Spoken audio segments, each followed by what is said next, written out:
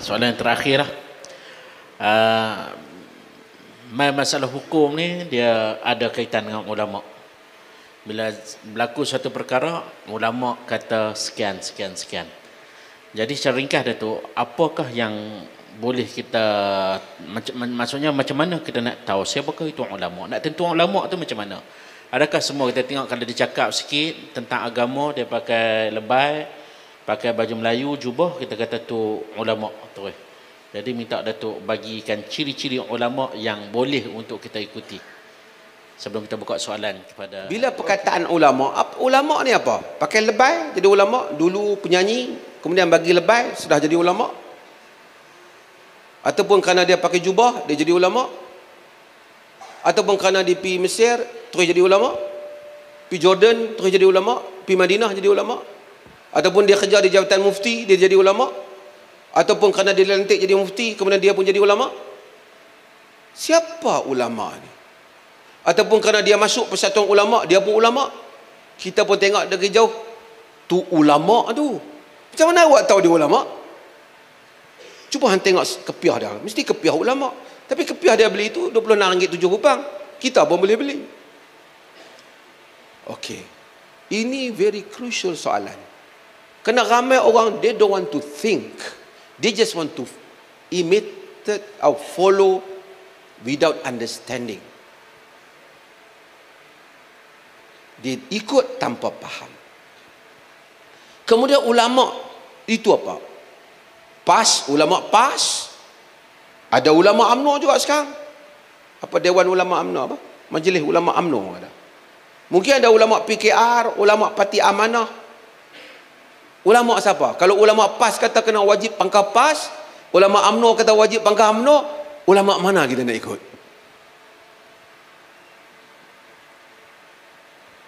Kalau ulama ni seorang kata kena ikut GISB, seorang ni kata tak boleh ikut, ulama mana kita nak ikut? Arbitrarily you claim yourself as ulama, and you categorize someone as ulama, and then you force people to follow him. Itu tidak semudah itu.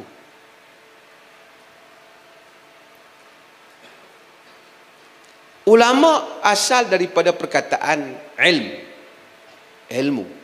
Bukan asal daripada perkataan pakai lebay ataupun pakai jubah ataupun pergi mengaji. Ada ilmu, maka itu ulama. Artinya ulama apabila memberikan pandangan, ia memberikan pandangan berasaskan kepada knowledge dan argument. Kenapa saya ikut dia, saya tak ikut dia walaupun saya tidak sealim dia? At least saya boleh faham dia punya argument. Saya rasa argument dia lebih benar daripada argument ni. Saya tanya dia kenapa buat benda ni, dia kata kerana Nabi SAW buat sekian-sekian, dia bagi tahu dalil dan saya boleh nampak dalil tu, dia boleh tunjuk kat saya. Seorang yang kata dak, benda ni walaupun tak ada hadis tapi ustaz saya dok buat, kita boleh faham. Seorang ada dalil, seorang tidak ada dalil.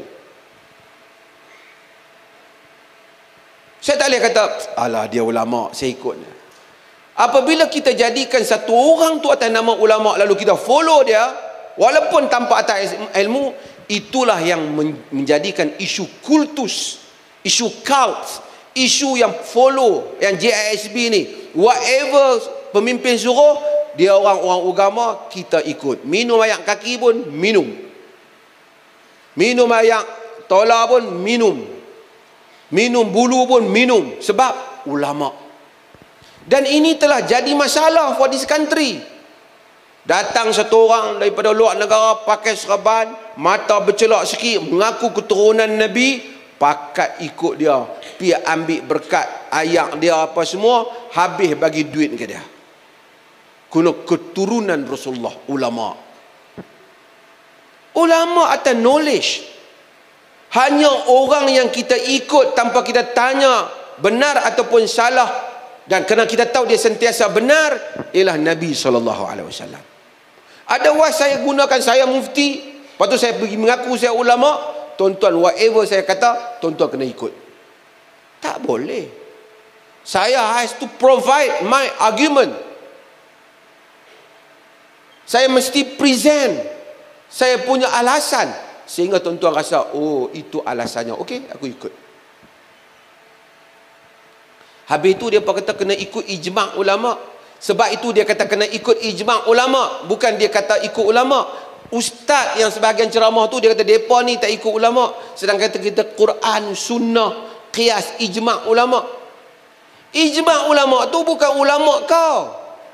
Ijma' ulama' tu maksudnya kesepakatan semua ulama' tanpa kecuali.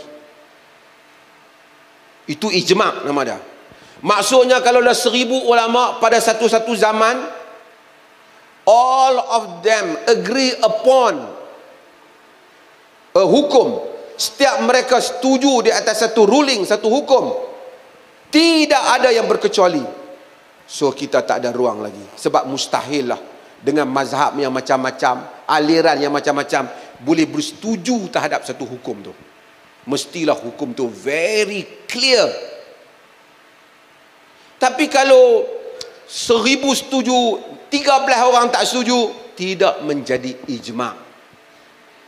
Yang ulama' yang dimasukkan bukan ulama' kerana dia telah masuk persatuan ulama' ataupun parti dia panggil dia duduk dewan ulama', tapi dia telah mencapai level ijtihad di mana dia bukan lagi pengikut, berupaya mengeluarkan pandangan secara independen, secara berkecuali. Dia panggil ulama' mujtahidin. Ijma' ulama' ni ulama' para mujtahid. Mereka ni saja yang bila mereka sepakat mujtahid, kalau semua imam bersepakat pada satu tu, tidak ada imam yang berkecuali imam-imam mujtahid, kita tak ada ruang untuk berbeza.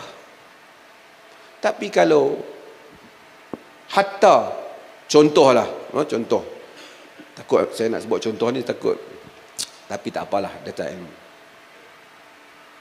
Dalam mazhab Hanafi dia bagi kelonggaran kahwin tanpa wali.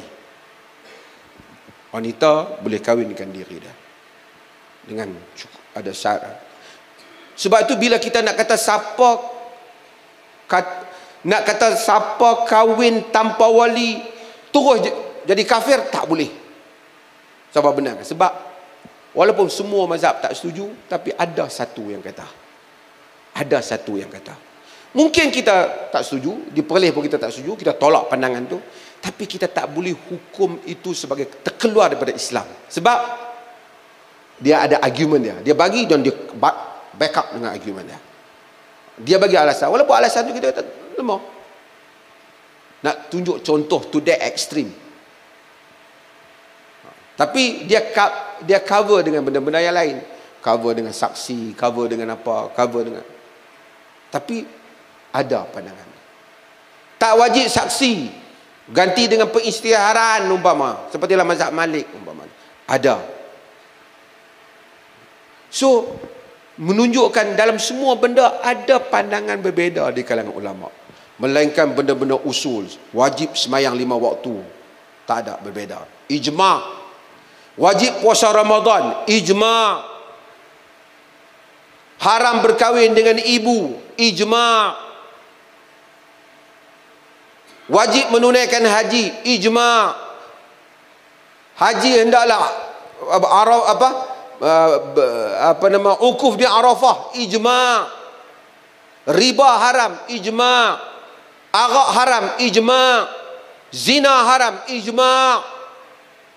Tapi kenuri tahlil lepas semua ni, tak ada ulama mujtahid yang kata yang ni ustaz-ustaz kita kat kampung kita orang Melayu, kemudian dia buat, dia kata ini ijma' ulama'. Hak cakap tu dia tak tahu ijma' tu makna apa.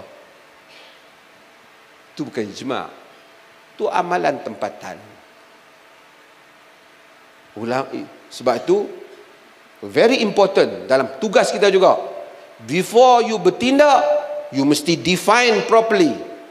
Bila you kata nak tangkap, hampir tangkap penjenayah umum, penjenayah tu A tu di mana, apa sifat dia, setelah jelas baru orang tangkap.